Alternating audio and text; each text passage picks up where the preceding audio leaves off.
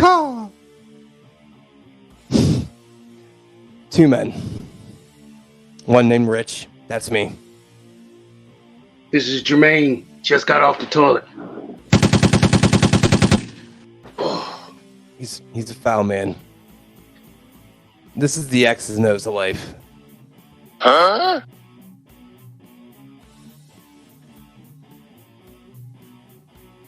It always gets sillier. Like, it doesn't ever stop being silly. I don't know. We keep saying we need to create more little intros, but we're bad at what we do. So no, you're good at what you do. That's a great intro, by the way. It reminds me of Russell Brand's, where he has a crow. He actually has a crow on there too, and he has a fart. Really? He has a fart that comes that's on. silly.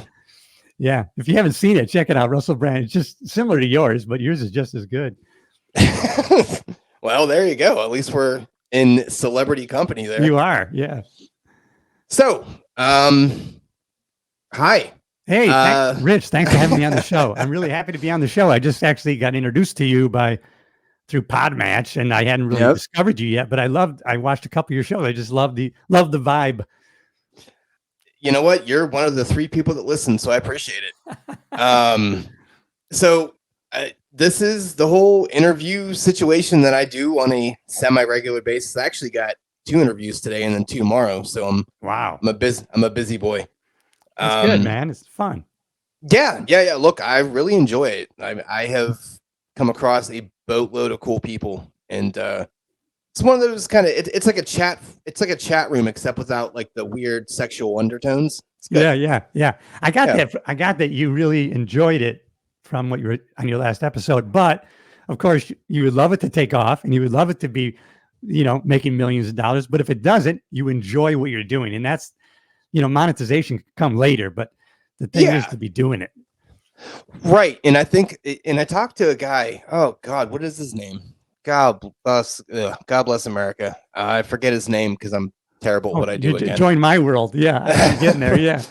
and this fella told me, like, look, majority of podcasts break down after like 6 months because people are very instant gratification kind of people. And it's like, dude, this is a slow burn. Like, no one knows who you are. No one gives a shit who you are until you actually kind of get your name out and you get more people under your proverbial belt. And then that's when things can start to actually pop off. But if you come into this situation thinking that, oh yeah, I'm going to be like a Mr. Beast or whatever these other asshats are, and make all this money, you're dumb. Like, there are obvious anomalies and things like that, but if you are a virtual unknown, you can appreciate the power, though. 10 years ago, Rich, you and I could not broadcast to the world where somebody around the planet, there would be a gatekeeper that would prevent that. And so now there's no excuses anymore. It's, get the content out there and do your job. We can't blame anybody else. Oh, I can't get in, but it's exciting. Yeah. And what I dig about in this, like, shameless self-promotion, but hey, whatever. If you can't promote yourself, nobody else will. Exactly. I think what differentiates what I do, to other people, it's not formatted. It's far from professional, which is super cool with me. Right. I enjoy it. Like, I don't do it for views. Like, obviously, I would love for all the people in the world to look at my stuff, but it's more of a passion project. And I have that ideology and understanding that, hey, look, this will eventually, as long as I keep at it, it will grow. And if you are true to yourself, but also take advice along the way, then that's correct. You have a decent enough shot to be, productive and successful. And if you're not, fuck it, you're doing something fun that you enjoy. So it's like, exactly. Okay. Yeah, you had. Matter of fact, you had a couple of guests ago. You had a guy. I think he was a UK guy, but it was kind of cliche-ish what he said. But it's so true. You're 90% off course, but as long as you keep going, you just keep making corrections, and you have a destination. But I mean, it's been said a million times, but it is true, and that's why it becomes a cliche. But it's all about how you adapt to it. Like, it is very cliche, but everyone's situation is subjective, and I don't think if you can take that advice and take that, guidance or what have you and roll with it, then hey, yeah, do with it what you will. exactly. And God willing, you get somewhere where you want to be, but you can set goals, you cannot set goals. It's completely up to you. But as long as you enjoy what you're doing, because I get paid a minimal amount off of Podmatch every like 2 months. Yeah. This is not my job, but I treat it as a job. And as unprofessional and silly as I am, I do put a lot of respect into what I'm doing. And I'm very meticulous about time. I don't know. I'm with you. And matter of fact, and I love how these people go back. Oh, yeah, should we do video too? And I go, why not? Turn that damn camera on. Dude, we didn't do it for the longest. We were fucking dumb. We didn't do it. Like, this legitimately started with me and Jermaine sitting on the couch like two dickheads with the phone in between us, talking like, can you hear me? Like a fucking goofball. Well, you start with where you're at. That's okay. You start where you're at. I mean, that's not where you end up. I mean, right now I moved to a dining room table, so I'm definitely moving on. There up you go. But, yeah. Now I like editing video. So all of a sudden I'll sit. Holy shit! 5 hours went by, and I just put in graphics in and doing. But obviously, I love doing it. So I mean, this is a no-brainer for me to film it. And luckily, YouTube kind of jumped on board now. You can have a playlist that says podcast, and so it's kind of coming, with current times to support you. But anyways, I mean, you're doing the right thing, brother, and I appreciate it, man. I really, I get a good vibe from your show, and I'll definitely share it and send people your way. And I'm going to be watching. Because I love it. Well, I mean, that's at your demise. That's fine. If you have I love your sense of humor as a comedian. I love humor. I mean, if you have time that you don't want to ever get back, go ahead and watch our, train wreck of a show. And it's funny because I actually just stopped my subscription to audio, just doing like on Spreaker. Yeah. Because I looked at it and I have about 4 times the amount of views on YouTube that I do as just audio only. And I'm like, I don't feel like uploading this twice. And if it's I've made probably about $600 off of Podmatch. Oh, and that's pretty good. That's more than I expect to make. So that's great. Yeah. And I've made $8 off of audio only. There you go. Yeah. Do the fucking math. Yeah. It's easy, right? Yeah. It's easy. Right. Like, I'm getting ad revenue. I'm getting like a penny. And I'm like, okay, I'm all set. Like, literally, I have like 808 views or something on the audio only. And I have $8 to my name via that. Jeez, yeah. So, and I feel like, I'm way too animated just to be audio only because I'm not Italian, but God damn it, I act like I'm Italian with all my talking with the hands and things. So, you're a back. I always, because I went from upstate New York to LA, and I call it the back east attitude. It's like we make friends forever. It's not superficial, and we have, I don't know, the back east people have a different mindset. I mean, it really is true. Yeah, it is a different kind of culture, right? Like, you think of the West people, and you kind of think of a pretentious, type of folks, and that may or may not be true, but folks on this side of the country, I call them aggressively nice. Correct. It's funny because, my wife is Cuban, so she likes to talk fast. She likes high energy. Okay. And so, and I like New York City, so I thought, is she going to like this? Man, she loved it. She goes, these people aren't rude. They have somewhere to go. They're in a hurry. They don't have time for bullshit. Right. And she loved it. So we go every year now for a week. And we like Broadway shows and shit like that. So okay. The wife likes that too. And I actually love it too. Yeah. So we have a good time. Yeah. I never got a chance to get up there, but I am going to Boston for my birthday because oh, cool. I've just always wanted to go to Fenway. So it's kind of, oh my God, kind of classic. Kind of a bucket list kind of thing. Yeah. And then she's all into the weird witchy shit. So we're going to go pop down to Salem and do all that stuff. Shit. Yeah. So when we drove, we have a summer place in 1,000 Islands in upstate New York. Okay. So on the way up last May, we stopped in Charleston, South Carolina. And then I didn't realize, I mean, they had like 15 ghost tours going on at the same time the night we were there. And we went on a ghost tour. I mean, it was really a history tour, but man, it was fascinating. She would love it there. I don't give a shit about paranormal stuff, but if you ever get a chance, go to Gettysburg, man. Gettysburg, okay. It's super cool because, yeah, they do all the ghost tours and all the, battlefield stuff. And, it does have a kind of a creepy-esque vibe, but for being such a quote-unquote tourist trap, it does not feel it, man. It is such a very homey, hey, do you want to buy a house? I'm like, I mean, I wasn't thinking about it, but I may take a gander now. Yeah. It's just super nice. Oh my God. Yeah. Do it for like a weekend, man. It's a nice little spot. Yeah. We're always looking when we drive up in May to look different spots to stop. Right now we still have 2 cats and it hinders us. And I'm waiting for them to die. Fair. I mean, I love them, but come on, they're 17. All these other people, oh, my cat died. How old was it? Oh, 9. I go, I was 17 and it won't die. And all these other people, Rich, they have these special diets. Oh, they have wet food now. And we just throw some dry food in the damn bucket and they're already 17. They're doing fine.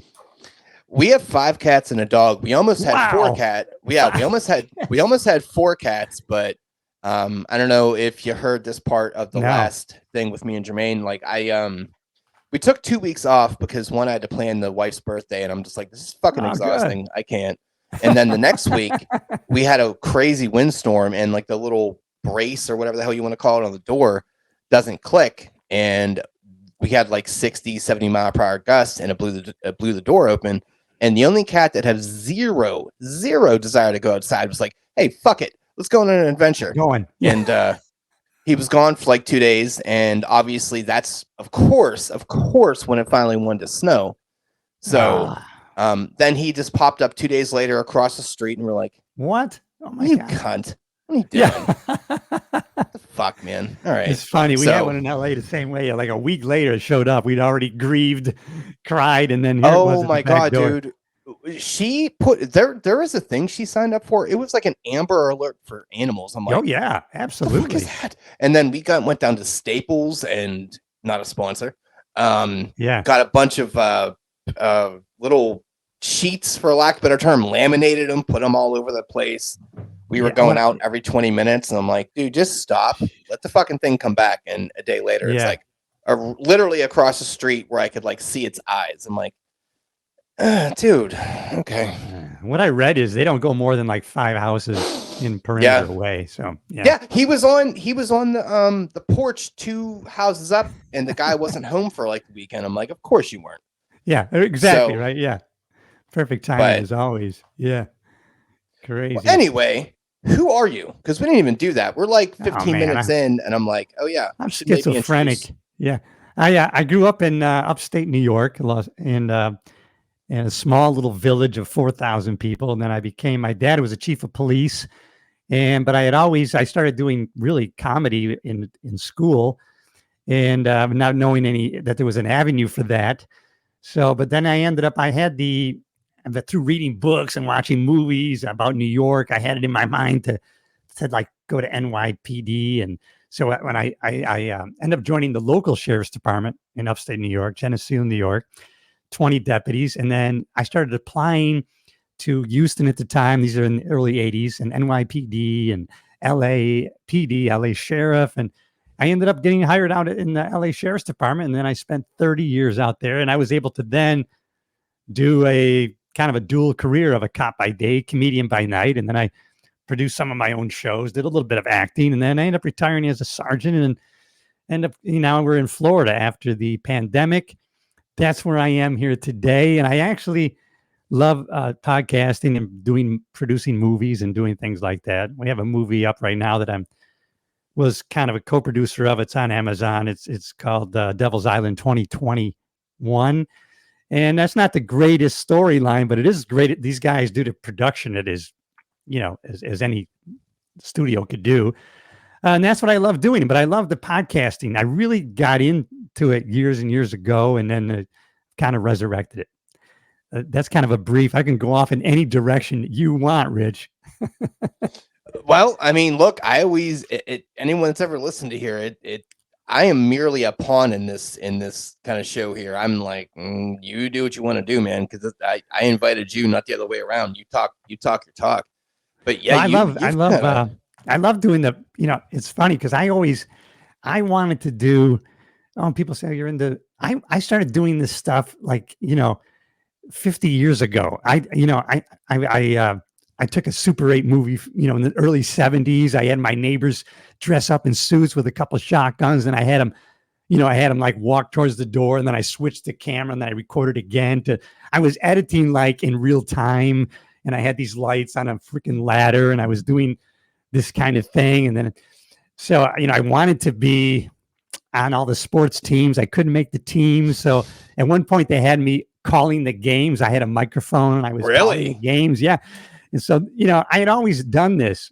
And so I got into comedy and I got in with a headliner and I always, even as a kid, I wanted to be on radio. Right. So I'm opening for him. And then, the way the comedy gigs go on the circuit is before you do your weekend shows, usually the club owner will have free tickets to give away, and the headliner goes down to the local radio show, and they do a little spot, give some tickets away, and invite people down to the show at the, Comedy Factory or whatever it is. And so usually the feature, which is what I was, the opener, they don't go. But my buddy says, "Hey, you want to go on the radio with me? Come on down." I'm like, "What? Yeah, of course I do." And so actually I went on with him, and doing those live radio shows, man, that really juiced me up. There was something about it, right? Because you got to be super focused for that 8 or 9 minutes. When do I jump in? If a joke comes in, or can you throw this line in? And I loved it. So going into podcasting, like you said on one of your episodes, it's really harking back to radio. And so I'm into it, man. So now it's like no more gatekeepers. I can do my own show, and I can't really be canceled. Let's do it. That's the fun thing. Like, yeah. You seem to kind of gravitate towards the attention, like you want to be in, you're grabbing the bull by the horns because you're like, I'm not gonna just, wobble in. I'm just gonna jump in and be, whatever I want to be. And that's beautiful, man, because I think a lot of folks, I don't really even understand why, but they're very hesitant to do something that they want to do. And I think it's maybe the fear of failure or I think it is, whatever. But just something like this, just simple podcasting, really at the base of it. What are you really doing? You're just talking to someone, you're having a conversation about something, about maybe a pre-picked topic, or you're just shooting from the hip. But at the absolute base, it's communication. And what is every relationship based off of? Communication. And Rich, you're right on. Back in the day, in the 70s, I used to sit around in the coffee. We'd have coffee at the kitchen table, and my dad as a cop, or my cop friends, and we'd tell stories and laugh. And now through this medium, I'm on a couple podcasts with these coppers. They review cop movies, and it's like us sitting around the table. And I would never even be talking to these guys again. They're off in Oregon, or they're in some, in Arizona, and I'm here in Florida, and we're able to face to face basically and shoot the shit around the table with a cup of coffee. So you're right on, man. Yeah. I mean, it really does feel, like the old school proverbial, you see, five old men at a diner just drinking coffee, just talking there for hours and hours and hours. And this can be that, or it could be literally anything you want. Like that's the crazy thing about the podcast game. Wow. I made it sound kind of douchey, but, it's so saturated with literally everything and anything you want. You have to kind of differ yourself to get attention. Like that's one of the harder things, I think, is coming up with the idea and actually instituting it and being passionate about it. In general, we've made it sound like it's super easy, which, I mean, in the foundation of it, it is, but it has so many good idiosyncrasies. And I agree 100%. You just got to, you can't, it's like, even if we didn't have this medium and you were going to be a public speaker, hey, whatever, especially with cell phones and everything else, don't be boring. You better grab their attention and hold them as long as you can. It's like a little kid. You better grab them. And this is kind of the same kind of medium. You kind of don't be boring, but you can do what you want. But I'm just saying, if you want to pay attention to the metrics of how you want to get a following, then you're going to either have to niche down or maybe just don't be boring. I think you can be all over the place, but I mean, look at Joe Rogan. He's just curious. He's all over the place, but he's interesting and he wants to learn shit. I want to learn. No, tell me about this. I want to learn about this. And so, you can't say he just deals with, health and fitness. No, he has this, and this, I think it's great. Yeah. Yeah. I mean, I just talking about what my I guess normal pod is. I don't even know how to explain it really. It's gone through it's not even a year in, and it's adapted and evolved multiple times. And it'll continue to change. You may even change your whole niche. Who knows? Or you may format it. Or maybe you're going to have a permanent co-host all the time. Who knows? Dude, I would love to have a niche. I don't even fucking have a niche. Me too. This is my problem. And like you were saying, I get into something, I immerse myself into it. And then sometimes I turn the page and go on to something else. And I thought you were doing this and then now you're doing that. Well, I've turned the page on that, man. And, and I don't think there's anything wrong with it. People will criticize, you need to just stay in your lane, well, I don't want to do that, So it was funny when I was doing, you need to go fuck yourself. How about that? Yeah. It was when I was doing comedy, right? Because, I'm in a positive energy kind of guy, right? And so I would come on, hey, I'm a cop, I'm this and that. And, if it was a cop audience, they knew I was a cop. So they bought into it. And sometimes other places they think you're not really a cop, right? And so people would tell me, you need to go out there and start yelling at people and you need to do this. And well, that's not me, dude. I'm not going to do that. Well, I mean, it would be more believable. And well, I'm not going to change who I am. I do smile. Sorry. Yeah. Like you don't have to fall into that weird stereotype. Like, oh God, people are dumb. I know, except the people that are listening to this, you're really dumb. You're really good people. No, I always tell my wife, I go, listen, don't underestimate how stupid people are. Come on. No, but it's like the best is when they don't know how dumb they are. Yeah, really? They double down and you just kind of look at them like a dog looks at you when you talk to them. It's like, I know.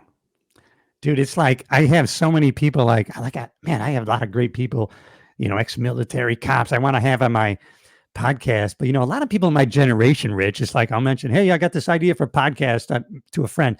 Oh, dude, what's a podcast? Okay, never mind. These people they have flip phones still, Rich. I mean, they have not evolved. And I'm like, are you? Oh, God, I like learning. I'm like an early adopter, man. I'm jumping in on it, right? Yeah, I mean, look, I work in tech, and you kind of have to, young, old, blind, crippled, crazy. Like technology cares not about your feelings or desires. Exactly. It's going to continue to evolve. So the quicker you kind of grab it by the dick hair, you're like, okay, good. We're at least on board. I'm not super behind the 8 ball, but if you're out there rocking a house phone and a flip phone and you got a beeper, I can't deal with you, man. Can you just buy a USB mic, dude? Come on, I'll buy it and send it to you. The worst part? Those people probably have the best fucking stories, like the most politically incorrect, awful, terrible, unnerving stories, and they're like, "Nah, I'm good, man. I'm not doing it." It kind of pisses me off, man. Yeah, I can't do it because I'm a nerd for sound and shit. I don't care if you have shitty video, but I want primo sound, man, and that's my thing, So you're a tech guy, so I actually started my first podcast, if you want to call it that, 2005. I wish I would have kept at it. I was on Blog Talk Radio, was like the thing I was in, but I had a hard time really keep coming up with like an hour worth of material. But now I can do it easy. But back then I had trouble, and then you were kind of limited. There wasn't all these platforms. There wasn't Buzzsprout. Right. People didn't know what RSS feeds were or nothing. So, but I was definitely early on. Yeah, it's kind of cool to see kind of what direction we've gone in as a society. Like, it's exciting, man.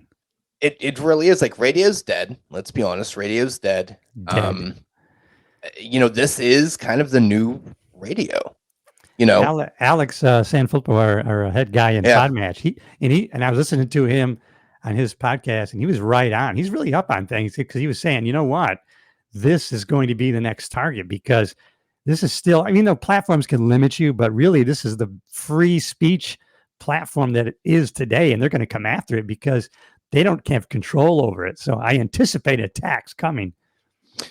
Yeah, well, if there is fun to have, people are going to stifle that because you look like you're enjoying life. I am loving it. Yeah, I'm loving it, and it's like a choice, right? Sometimes I think, because I follow these other coppers and these other, I guess I should be depressed or on medication or something, so I'm doing something wrong. But no, I am, just because, not that it's always easy or not that I'm always up. I have my melancholy down days, but I try to use tools to counteract that, So yeah, drinking helps.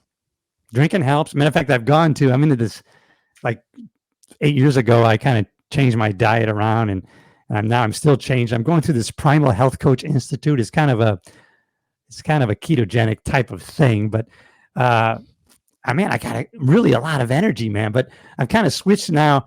I used to like gin and tonics, right? But then there's a lot of sugar in the tonic, man. So now I've kind of switched to, I like a red wine and I like whiskey. I like sipping whiskey, man.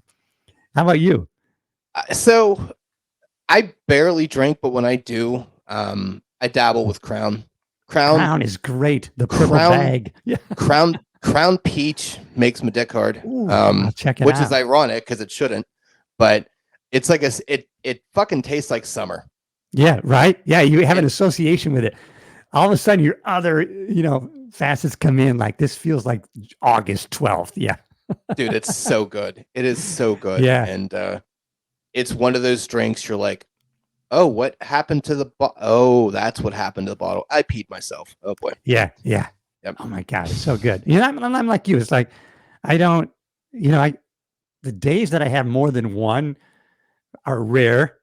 And usually it's just social, if there's a group over, maybe now I'm going to have 2 to 3 but if I'm home at night and we're just having wine with something to eat, then I have one, and then I'm good, I just have no desire. I'm 37 and I feel like I've aged out of the whole drinking thing. It's like, okay. Well, I work out a lot, so I don't want to feel like shit. Yeah. The next well, day. there you go. Yeah, if there's like a little soiree going on, then I'm like, I'll take a gander. But yeah, so if I'm just like at home, man, it's fine. Like, especially now at this age, if I really want to drink, dude, that has to be like I have to plan that shit like 3 days ahead. It's like, all right, look, I have nothing to do over the next 2 days. I can't. Because I don't call them hangovers, I call them hang-arounds. Yeah, hang-arounds, yeah. Because the older you get, it's like, oh, no, you better have sick time from work. You have to plan ahead. You got to have all these, have like away messages on your phone. Like, don't bother me, I'm dead. It's fine. Be back in 3 days. Yeah. Like, I'm going to go visit a buddy in upstate New York. I'm going to visit my mom, but, I hesitate to even go see him because this guy, he drinks, he might start on a weekend. He'll probably start at 10 a.m. He has Jack Daniels. Never affects him. He's probably an alcoholic. But, I can't drink that way, dude. So, I can't do that, man. But I love being around him. And he's got great stories. Here's a guy, he couldn't be a cop in New York, right, in the early 70s till 21. So he went down at age 18, became a cop in Key West, back when they were having the cocaine wars and they were dumping bundles on the beach and paying you $50,000 to stay out of your area. Yikes. So he has all these great stories, but I can't hang out with him, man. yeah, that's where that gets a little hairy, because then it's like, why don't you want to drink with me? It's like, I don't know, because I'm a fucking adult cool and I got got shit but, to do. You almost feel obligated. You shouldn't be that weak. You feel obligated, but we get telling stories, and then oh man. It's an absolute thing. It's almost like a sign of disrespect in a pseudo weird way. Because it's like someone invites you to dinner and you're like, oh, I'm not hungry. It's like, why the fuck did you come over then? Yeah, why are you here, man? But I love the guy. He's awesome, man. He loves his Jack Daniels. Man, in fact, I used to think, I can't tell the difference. Whiskey's whiskey. But since I've been now sipping whiskey, now I think, oh shit, there is a big difference, And Jack, there's all sorts of, bourbons are different from regular whiskey and Scott, so I'm kind of knowing the difference now and what I like. Kind of weird. Yeah, I think when you're younger, it's like, what's in that? I don't know. Cool. That sounds great. Let's put that it's in more my for the face hole. effect than any taste. Yeah. So I don't know. It's great, but yeah. So it's kind of funny. So this says, so you're married. Is your wife? Is she? Did you go? You childhood sweethearts, or how did you guys get together? So I found her at the pet store, and she was no kidding. She was in the cage, and I said, "I'll take you home." No, so I met her in high school. Oh, cool! Oh, that's a great story, man. High school sweethearts. Oh my god. Well, no, not really. So I met her in senior year, and we were stupid and 18. It's like, hey, can I put this in you? Yeah, you can. I put this in you? We did that, and we're like, okay, I like doing that. I'm going to continue to put this in you, and we can like hang out and live together for a while. That sounds good. Yeah. Okay, cool. So we did that, and we're like, oh no, I put this in you too many times. Now there's something coming out of you, and it's a baby. Wow. But we planned you because we're stupid and 19, and we thought we knew what the fuck was happening. So we did that, realized that, like, oh, wow, weird, stupid and immature and not ready for this. And it's causing a bunch of hectic kind of bad feelings between us. So let's not be people together with each other anymore. So then she went and left me and married somebody that was an absolute cunt bucket. And ironically enough, she then divorced him for me. Wow. Yeah. Now, come on. Weird. That is a great story. And you're remarried now, or you're? We were never married. We were engaged in the first but you're place. Back together. Yeah, we're married now, but we weren't married initially. We were kind of engaged, and I think we were just kind of following the status quo and kind of the color by numbers. Like, this is what you're supposed to do, yada yada yada. Dude, that's a book right there. That's a book. That's a show right there, man. Dude, it's pretty wild. And the fact that, she divorced the guy that she left me for to come to me and then marry me. Yeah. Super weird. Super weird. It's a cool story, man. I mean, that is awesome. Yeah. You guys, man. I'm glad you guys are together, man. That's a great story. Yeah. Happy endings, man. I like them. Yeah. Well, I mean, especially when you get a massage. But exactly. But our kid just got accepted to Penn State, so he's going to do that, which is great. So we can get him That's cool. I'm just happy to get him the fuck out of the house. Yeah. But like, I'm just sitting here like, oh my god, the food budget's going to go way down. Then I realized, down. Penn State is more expensive than food budget. So if anything, you're costing us more money. So fuck you. Yeah. Exactly. Thanks for leaving and costing us more money. I don't know how the math checks out and the logic checks out. How does that happen? Oh my god! So you had one. You had one. So and then she had one with the other guy, which I keep forgetting. I keep forgetting he's not mine, but like, because it's just I mean, pun intended. I've essentially adopted him. Yeah, as mine, and I'm like, oh yeah, wait, I keep forgetting you're not really mine, but the other guy's not really in the picture. My wife had 3 boys when we got together, but their father was in the picture. He was a dad, so I could kind of be their best buddy. We never had any trouble. We didn't have any chaos in the house, which was great because we were on the same page. My wife would say, hey, we talked it over and we were always, there wasn't any pit against each other. There was no stepdad. I didn't have to really take an aggressive like disciplinary role. That's a weird thing that some guys feel like they need to indoctrinate themselves and kind of, walk in with big dick energy and say like, oh, well, shut the fuck up, guy. You're not. I didn't want to do that. So I was glad that I didn't have to. So I really didn't feel the need or want to do it. As a kid, you're looking at the guy like, dude, you're fucking my mom. That's literally your role in this situation. You are nothing else right now. So like fall back with your, machismo thing. Yeah. So all we could really do is provide an example of what love really looks like. And that was kind of our That's role, what we do, man. That's what we do because we have a ridiculous relationship. We were talking about something. Yeah. She wants to go to like Disneyland or World, whatever the fuck. We're going somewhere in California to do some kind of Disney thing, which I could give 2 shits about, but that's her thing. Right, it's okay. And she's like, I really want to go because I get free tickets through my job for Universal and what have you. And she's like, yeah, man, check it out. They have like Super Mario World. And I'm like, and I started humming like World 2's theme song.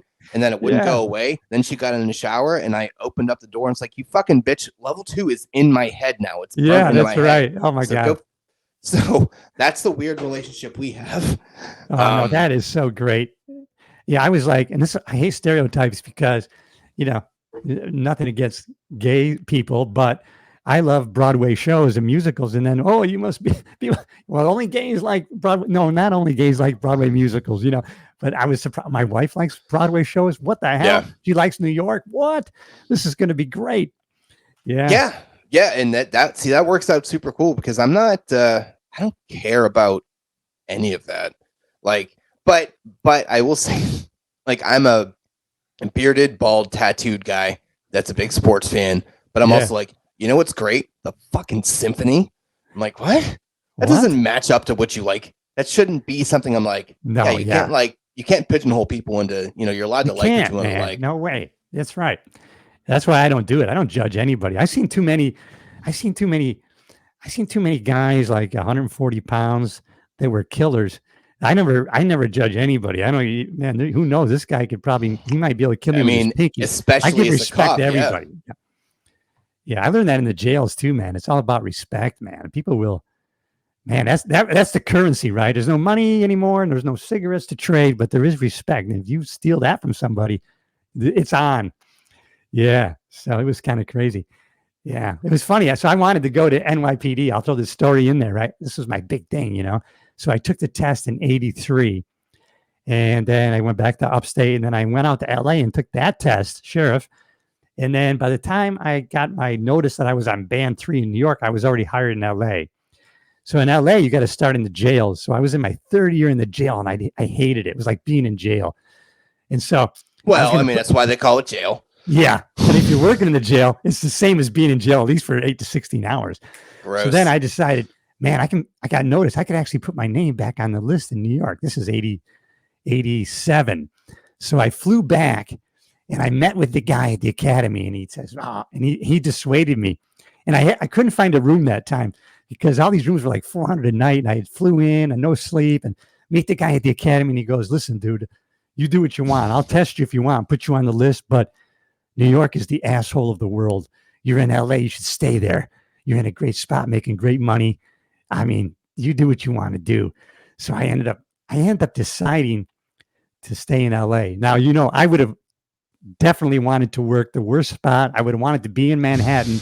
And so thank God, I would have got killed in 9/11. So thank God I think things work out for the best because I probably wouldn't have survived. Somehow I would have been in or around there. Yeah. So thankfully I was in LA on the city walk working Universal City Walk. Yeah. I mean, it's funny because those are like the two, when you think of, cops, you think of NYPD and LAPD. Yeah. Like those are the first things that pop into your head. And you were like, I'm going to put my dick in both of these places. And yeah. So if you can imagine, so I go from upstate New York, a lot of car deer accidents. That was out our murders. Then I go out to LA and I have going to South Central, like going to Compton, where Christ. So no.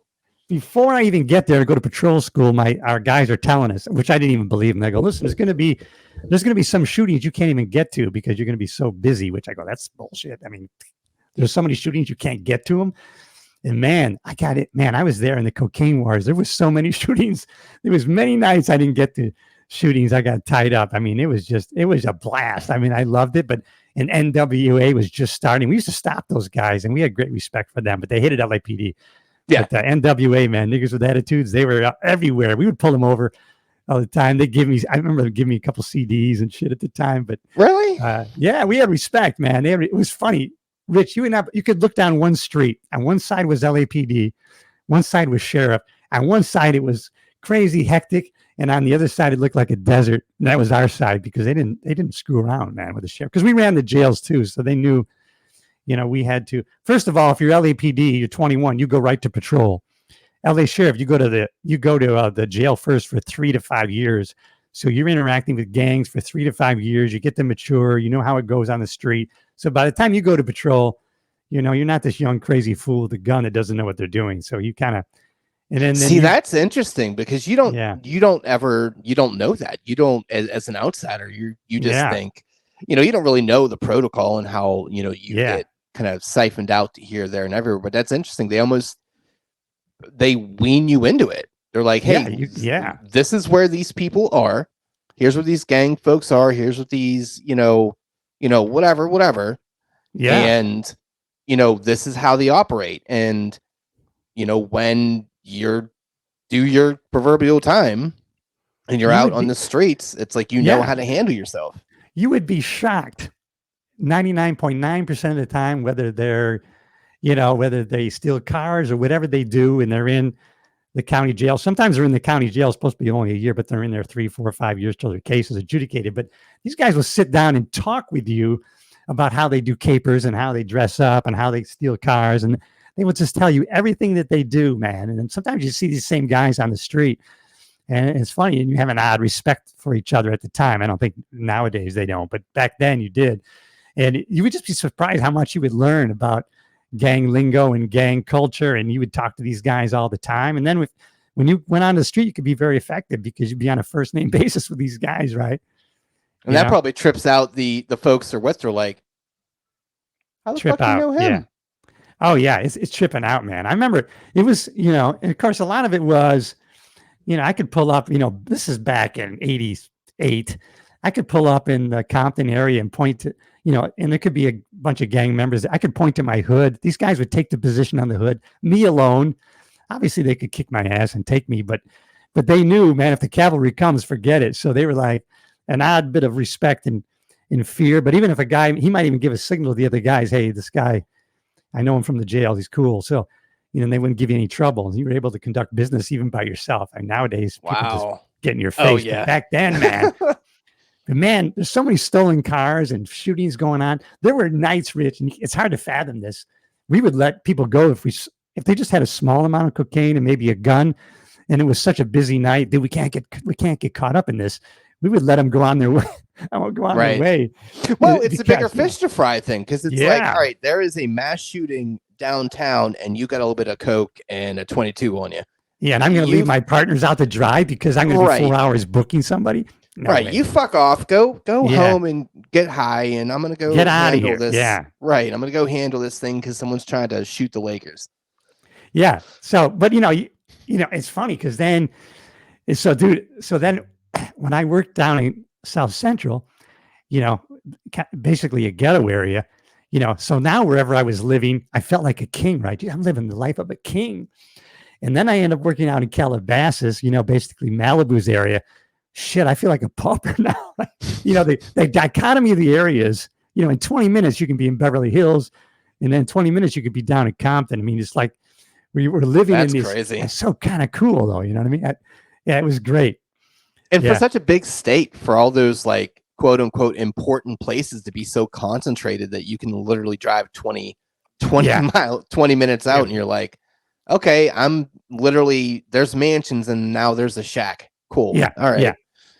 And I wasn't one of those. A lot of these guys were jaded, growing up back east and not around the entertainment industry. I mean, I was always starstruck and loved meeting all these guys. And screw him, and I can't believe that's Oliver Stone, or that's, I can't believe you're friends with Mickey Rourke, and oh my God. So kind of crazy, but I loved being around that, man. I worked 5 years in West Hollywood, and that's just, actually, so LAPD controls the shitty part of Hollywood, and the sheriff actually has the Sunset Strip from the Roxy all the way down to the other end, the Chateau Marmont or whatever, what's his name, died. But we had the exciting areas. We had the Whiskey A Go-Go and the Viper Room and all those places, man. Oh, shit. It was so exciting to be around there and just patrol there. Sometimes it's like, man, I work here. I can't believe I'm getting paid, right? So it was weird.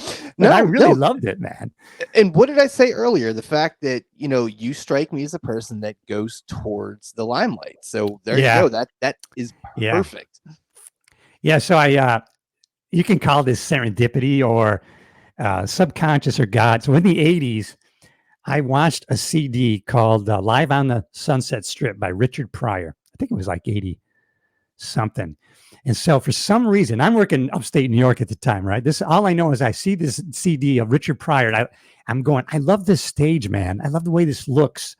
And I'm looking on the back. Where was this thing fucking filmed, And I saw it was the Hollywood Palladium. And so I set that like as a goal. I never wrote it down, but it was a dominating thought in my head. I want to play at the Hollywood Palladium someday, right?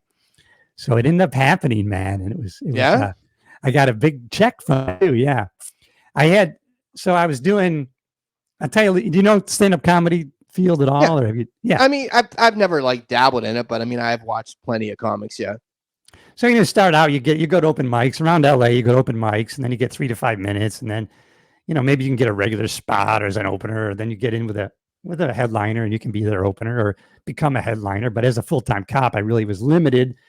But then I went to this comedy summit up in Big Bear, right? Because here's what I had. I had other, the LA sheriff has 10,000 deputies. So I had people, hey, where are you performing? I want to come see you. Well, I'm coming. I'm going to be at the Comedy Store. I'm going to be doing this thing. So I'm on an open mic night or whatever. And so what they do is they come out, they spend a lot of money on drinks. And then, 20 comics in, they get to see me do my 3 minutes, Right. And so I was burning my people out. So I'm at this summit and this lady's like, well, you can always produce your own shows. If you have an audience, you rent a theater and guess what? Your friends come and they pay you to see you. And I go, what? Is that a thing? So I ended up renting the Roxy on Sunset. At the time, it was only $5,000. So, and then I meet with the guy and they kind of, well, this is what you got to do is $5,000. You got to guarantee the bar $5,000 or you got to pay the difference. And then you got to hire a security company, $100 for the night. You can do this company. And then, you got to have $1 million insurance policies. Now I'm learning how to do all this stuff, right? And it seats 400, but it's an iconic location, right? The Roxy, right. And so now but at the time I had like 20, 30 minutes. So I actually hired a headliner. I opened for him, but everybody I'm inviting, I'm going to be at the Roxy. It's a Roxy. Holy shit. You must be getting really good, dude. You're at the Roxy. Little did they know I'm renting the place, right? And so, it was a great success, and it went great. So then I thought about the Hollywood Palladium. So the same thing, I go down there and it was $5,500. This is in 98 to rent it. And so the guy goes, well, this is it's called the Four Walls, for $5,500, that's all you get. You're going to bring in lights, sound, $1 million insurance policy, and this and that. So I go, oh man, I took all my savings from my tax money. That's all I had. I lay it down, $5,500. And I got 6 months to produce this show, right? So like 2 weeks into this thing, the guy calls me back. He goes, Cliff, Paramount Pictures is doing the re-release of Grease, as an anniversary thing, and they want the Palladium on that night. I told them I already have a contract with you. They're offering you $5,500 to change your date. And so I don't even know why I said this, Rich. This comes from nothing. So I said, well, I said, listen, I've done a lot of advertising. I put a lot into this. So if they want that date, it's going to cost them $9,000. Yeah. He goes, well, I'm okay. He goes, I'm kind of the whore in this deal. And I go, well, listen, if they agree to this, I'm obviously going to have a brokerage fee for you. He goes, okay, I know what to do. He calls me back like 2 days later. Okay, they're going to pay you the $9,000. I go, oh shit. He goes, yeah, write up an invoice, send it to Paramount Studios. And I go, what the fuck? So I'm typing up an invoice. I'm looking online. How do you do an invoice? I'm like doing all this stuff. So I send the invoice to him, and then I meet this guy for lunch, and I got $500 cash for him. So I meet him and I shove the envelope over to him and he says, has the studios paid you yet? And I go, no, not yet. And he goes, well, I don't trust them. When they pay you your money, then I'll take your envelope. And he pushed it back to me. And I did have trouble getting them to send the check out, but eventually they did. I actually have it, $9,000 just to change my. So at that point, you're kind of like, fuck, I've lowballed them. Shit. I know, exactly. I thought about it. But then what I did was I just paid the money for me and my headliner guy we bought full page ad in Daily Variety, and I did a quarter page ad and a daily ad. And then instead of selling tickets, because we were filming it, they call it paper in the house. After we sold a bunch of tickets, we comped everybody left because it took 1,000 people to fill just the bottom section. But anyways, it went great. My mom flew out, and my mom and dad and my cousin and so it was and it was funny, right? We had these two gals who had actually done some soaps, and they were pretty, they had quite an acting career. So, and they had done the comedy local gigs with me and my headliner friend. But when they got to the Palladium for like rehearsal, man, they were like intimidated. They got so nervous. They almost couldn't perform. Yeah. Oh, this is like, I didn't expect. What do you didn't expect this? This is what the fuck? We actually had Margaret. I don't have it on tape, but Margaret Cho ended up emceeing the show for us. It's great. Oh, yeah. Well, I mean, I think it's one of those things where you have an idea in your head, like you've seen it on TV, you've seen it on specials, yeah. But till you're in it, it's the same idea as a ball player, right? You see these stadiums on TV, but then you're sitting there at second base. You're like, holy Christ, this is a lot. All right, fair enough. This is the show. This is why they call it the show. You can't get intimidated by that shit. No, I mean, I got juiced up over it. I was excited. I got a little nervous. A lot of folks don't do that. A lot of folks don't have that gear. They clam up. You know, there's few people out there like that embrace that. They're like, okay, this is a cool ass challenge, but this is where I wanted to be.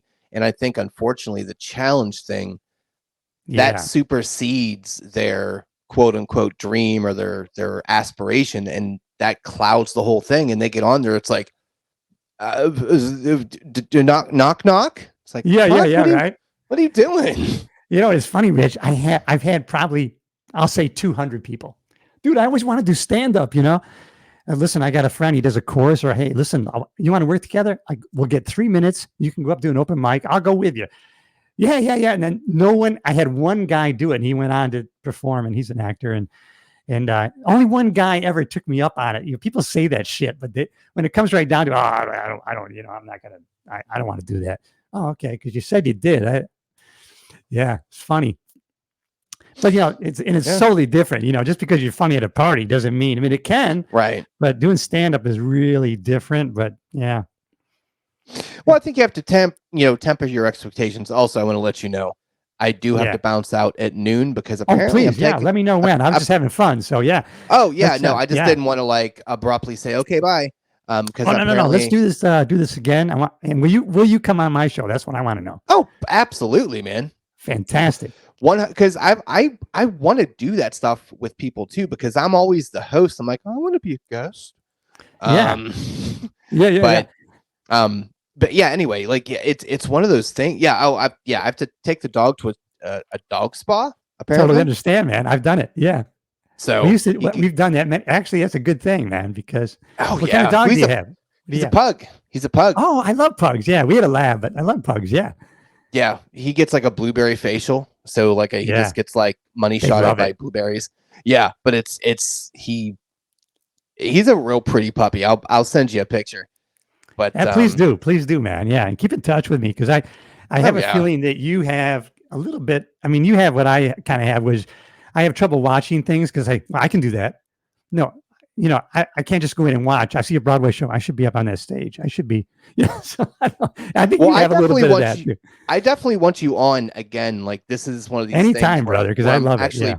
I'm actually frustrated. I'm more frustrated with the wife for scheduling the spa thing, but it's all right. I'll just beat her later. But I wish we had more time. Like, I actually like doing an hour, so I think an hour is good. So please have me on again. I'll have you on. We'll keep in touch. And you got good energy, brother. I really appreciate it, for sure. Yeah, no, look, I appreciate it, man. And you know, once again, this is one of these things where I don't really have a way to like turn myself off. I don't have like the podcast demeanor. Well, not even that. It's like I don't have like, this is the podcast version of me. It's like, no, I don't really have another version. This is just what I do. I'm like, hey, how do you feel about a dick joke? Me too. I love it. And that's where you have, and I just want to sound so cliche. You're authentic, right? It's like we're having coffee. It's not like, well, on camera, I'm going to be this way. So I just got from you from the first 5 minutes that, you know, this is how I am. I mean, I love doing this. If it works out monetarily wise, fine. But if not, I don't give a shit. I had fun. and that's what and here to get all super deep. Yeah. Not that I'm going to sleep. Not that I'm going to think about you on my deathbed. I might fucking know. Yeah. But you know, I really would appreciate it. Yeah. Yeah. I mean, look, I'll fucking let you know. I'll say like Rosebud or Cliff or some shit. I don't know. I'll figure it out. Yeah. Thank you. I'll know. Yeah. Well, you're welcome. I'll like whisper it. It'll be like a little, I think it's like the memories you make and the experiences you have. Like the money. Yeah, that's fine. Look, the wife has a big girl job. So I'm not worried about money, which is a nice thing to fucking say, but also, it is, yeah. Also, someone please pay me my money. Oh my God, help me. Anyway, but the money is inconsequential, man. Like I'm very adamant about like, look, have fun experiences. This is why I reach out to so many people. Like I almost to the point overwhelm myself with because I work 410s, right? So I love 410s. I love them. Yeah. Dude, oh my God, I love them. They're the best. So great. But yeah, I have off Wednesday, Thursdays, and Sundays, and I make myself available for podcast Wednesdays, Thursdays, and Sundays. Perfect, man. And yeah.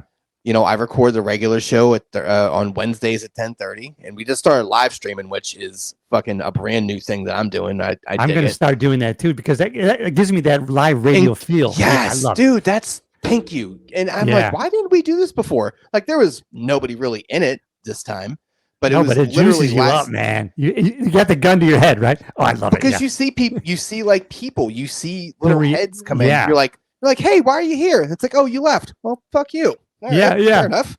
That's okay. But it's the experiences and the connections that you make. That's what you think about when you're on the deathbed type of thing, or you're just sleeping at night. You're like, yeah, man, the money, whatever, great, wonderful. You can't take that with you, but I think at the end of the day, you're not thinking about what your first national bank account number looks like. You're like, oh yeah, that fucking thing I did back in like 84. Yeah, that was the tits. I dug that. Now I'm going to die. All right. Toodles. It's the moments. You're right. Yeah. So true. Yeah. All right, man. Do you want to cut out? We'll do this. This was a great time though, because oh my God, I had a ball. Yeah, me too, brother. And I really much success to you, because I just think anybody it's like a comic who goes on stage, and I don't care if they get no laughs. They're authentic, they're real, right? And they have courage. People like that. Even if you're dying, people like people who are dying because they're authentic. And I think you got it, man. I appreciate it. And I hope this rings true for anyone that listens, especially you, since you're, on here with me. I don't have a way to kind of put a facade up or anything like that. You can tell when I'm interested in what, in the, I hate to say it this way, because I've had plenty of guests that are like, oof, woof, I don't know why I did that. But I hopefully it bleeds through that. I'm super engaged. I'm enjoying it. And I think that's the important thing, because you can't really hide that. You can't really mask the tone, Can't fake it. No way. Only for a little bit of time. Yeah.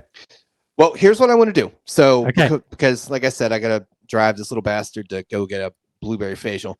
Take care of the baby. Take care of the babies. They're important. Oh my God. I love him so much more than anyone I've ever kind of met. Exactly. Even, people, whatever. I know. Matter. Yeah.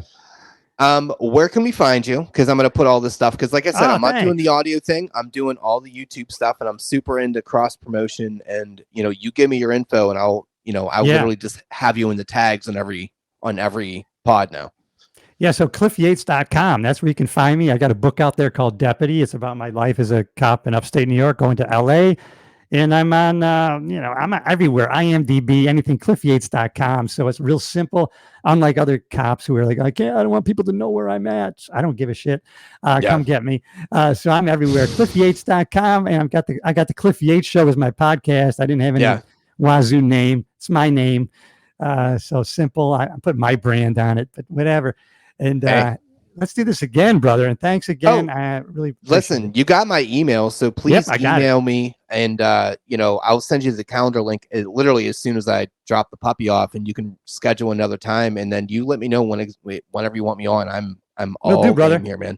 Yeah, and Jermaine too. If he wants to come on, it'd be all good. We can do 3 of us. I don't care. His schedule is all fucked up. He never does these things. No worries. Yeah, I was just putting it out there. Whatever. Yeah. Yeah. One of these days he'll eventually do this, but I doubt it. It's okay. Fine. All right, brother. All right, buddy. Well, I appreciate you. Thanks for coming on, man. You got it. Talk to you soon, brother. All right, bye. Thank you.